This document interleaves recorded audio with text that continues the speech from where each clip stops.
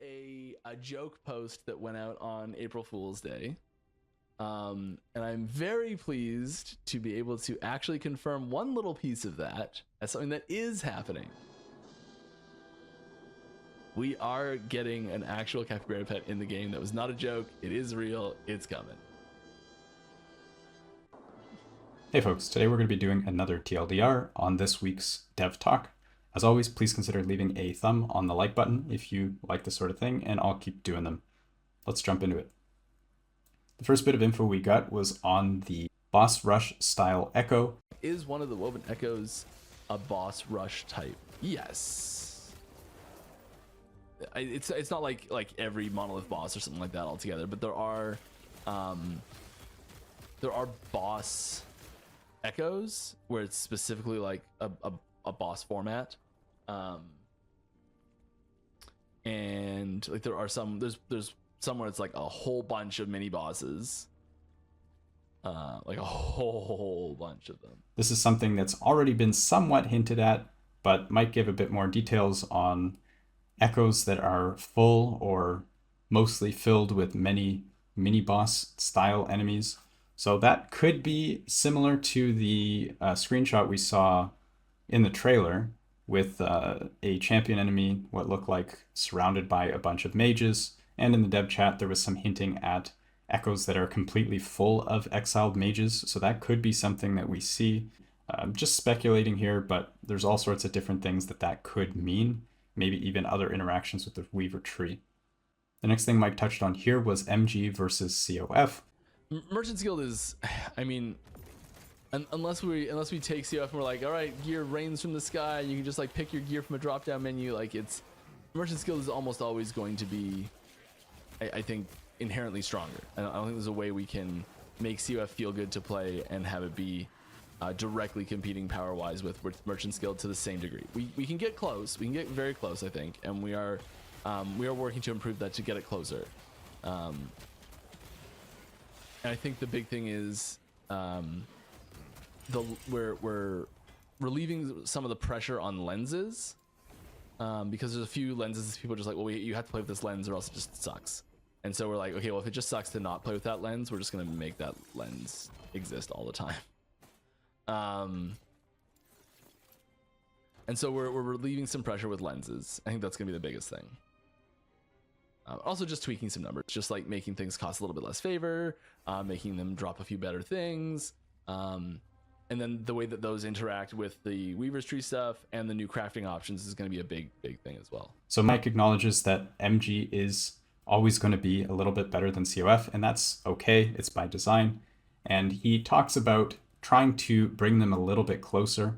Relieving the pressure on lenses is something that was already mentioned in the last stream.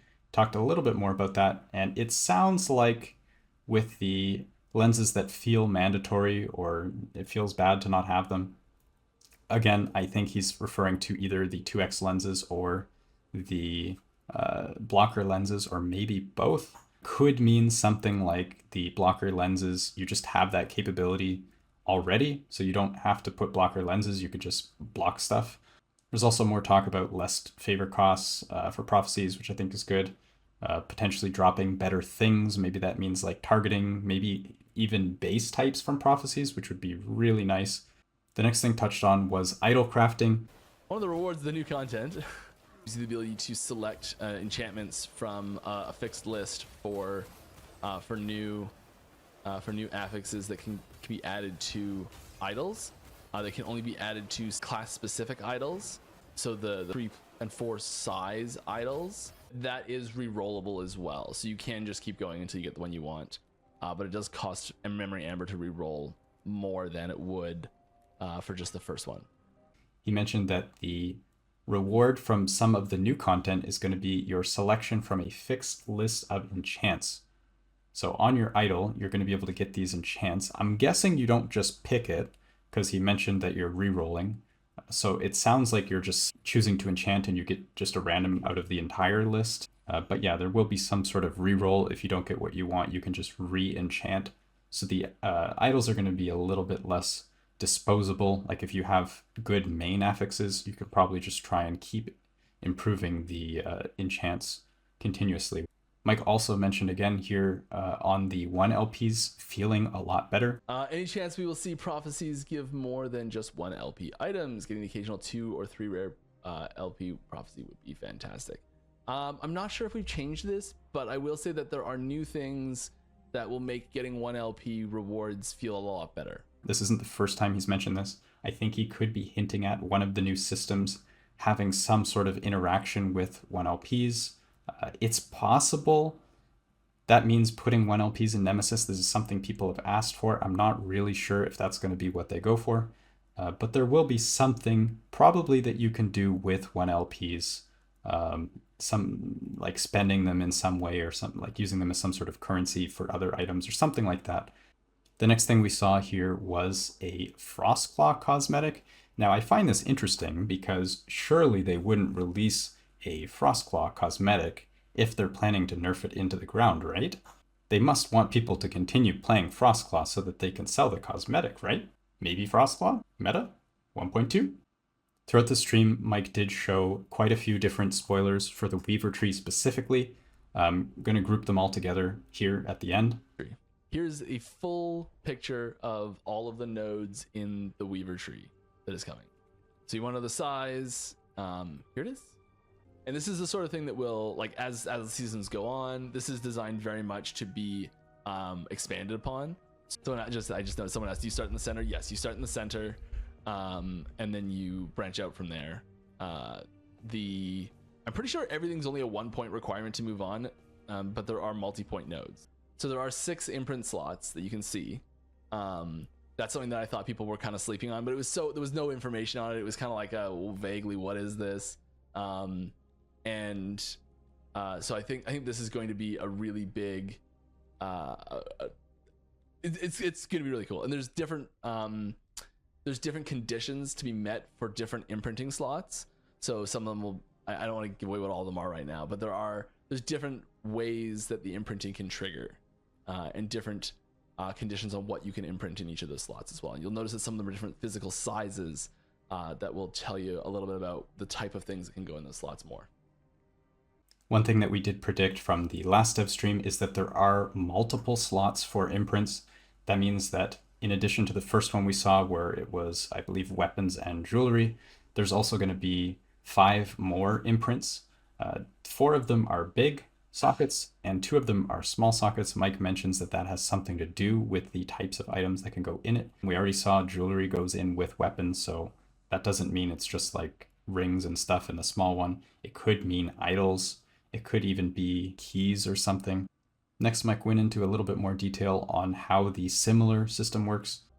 Can you explain how the Woven Echoes items like X snapshot nodes work? More specifically, when it procs, does it always drop items exactly like the snapshot node, or does it create a subset of base plus affixes and you need to get lucky with a well-rolled item? Yeah, so it's got a lot of different. It's almost never exactly the same. It is technically possible for it to drop exactly the same, but the odds are astronomical. So it's going to be similar. So there's sometimes it'll be as simple as just like one affix basically gets chaosed, or it might be like the base type actually changes, or like basically anything on the item can change, but it tries to keep them relatively similar. So you'll see, I think what you'll be wanting to do is you'll be like, okay, here's an item that's like really close to what I'm looking for, but it's not quite right. It's like, it's pretty sweet, but like I want something a little bit better.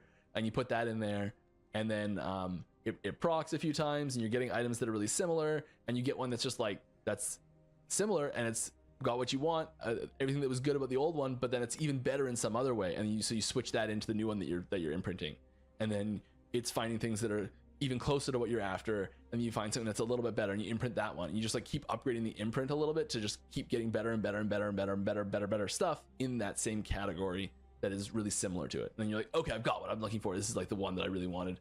And you can put something else new in there maybe. Or you just get really lucky from a drop somewhere else and you slap something new in there. And finally, we have some information on where the Weaver points come from. This is the how many of these points you've unlocked.